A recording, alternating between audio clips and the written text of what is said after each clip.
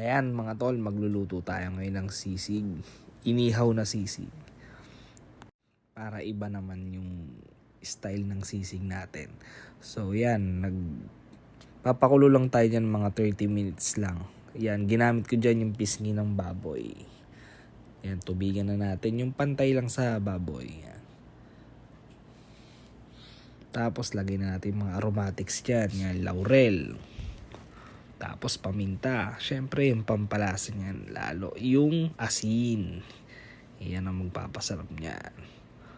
Tapos ayun na nga. Tapos na nga natin pakuluan ng 30 minutos. So i-set aside natin yan mamaya tol. Yan o, tinusok-tusok natin yan para malaman mong malambot. Malambot na yan, iihawin pa natin kasi yan eh. So ayan na nga. Set aside lang natin mga 15 minutes. Set up na natin yung ihawan. Ayan. Ayan. Naglagay din pala ako dyan ng ng atay ng manok. Yun ang ginamit ko dyan. Hindi ko na pinakita. So ayan, iihawin na natin. Huwag na nating sunugin. Yung sakto lang. Yung magiging crunchy lang siya. Tapos ayan nga yung atay. Tapos yan na. Mag-chop-chop na tayo ngayon. Yan, medyo nasunog ko nga. Chop-chopin mo lang. Yan. Maliliit lang. Yung pangsisig talaga. Yan. Tapos ito na nga yung kabuuan ng mga hiniwa natin. So lalagay na natin ngayon yung mga recados.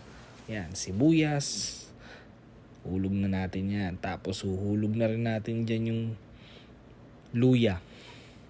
Yan, maliliit na hiwa lang yan. Yan, luya. Mamaya ka ng sili ka. Huwag ka nang sumama.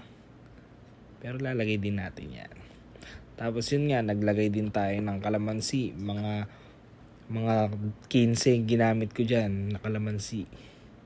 Kasi yun, lagyan natin uli ng asin. Pampalasa yan. Yan. Tapos lagyan natin ng suka, syempre. Yan yung isa sa magpapasarap ng sisig. Konti lang, sakto lang. Tapos yan, halu-haluin natin. Importante halu-haluin para kumakalat yung lasa. Tapos lagyan natin ng paminta. Halu-haluin mo lang uli yan. Tapos lagay na natin yung mga sili. Siling green at saka siling pula. Yan. Kayong bahala kung ilan sili lalagay nyo. Kasi yan, naglagay din ako ng magic sarap syempre. Tapos, yan.